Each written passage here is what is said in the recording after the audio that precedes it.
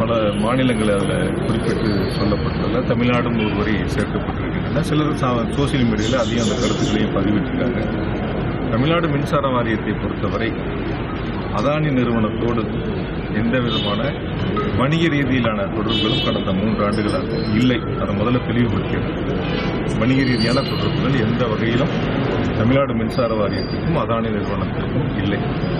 தமிழ்நாடு மின்சார வாரியத்தை பொறுத்தவரை தமிழ்நாட்டினுடைய முதலமைச்சர் மாண்புமிகு தலைவர்கள் ஆட்சி பொறுப்பேற்று தமிழ்நாட்டினுடைய மின் தேவையை கருத்திலே கொண்டு மத்திய மின்சாரத்துறையோடு இருக்கக்கூடிய அந்த அமைப்புகளோடு 1500 மெகாவாட் மின்சாரம் கொள்முதல் செய்வதற்கான ஒப்பந்தங்கள் செய்யப்பட்டது. அந்த நிறுவனத்தோடு தான் தமிழ்நாடு மின்சார வாரியம் புரிந்துணர்வை செய்திருக்கின்றன. குறிப்பாக solar energy corporation of India limited, இது மத்திய அரசினுடைய நிறுவனம்.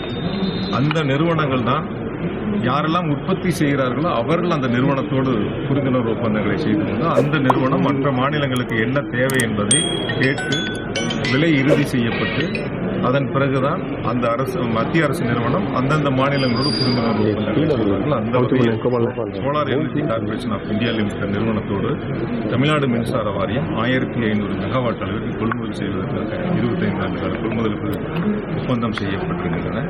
எனவே அது மிக குறைந்த விலைக்கு ₹2.61 அளவிலே கொள்முதல் செய்வதற்கு மிக குறைந்த விலையில் மிக குறைந்த விலையில் நமக்குலாம் தெரியும். ஏடிஎம்கே ஆட்சியில் ₹7 கொள்முதல் செஞ்சாங்க.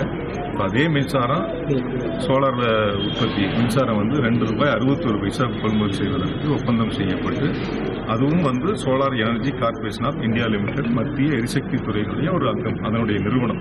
அதில் தான் ஒப்பந்தம் செய்யப்பட்டிருக்கு. ஆனால் தமிழ்நாட்டை பொறுத்தவரை அதானி நிறுவனத்திற்கும் தமிழ்நாடு மின்சார வாரியத்திற்கும் எந்த விதமான நேரடி தொடர்பும் இல்லை. இதை தெளிவுபடுத்தினார்.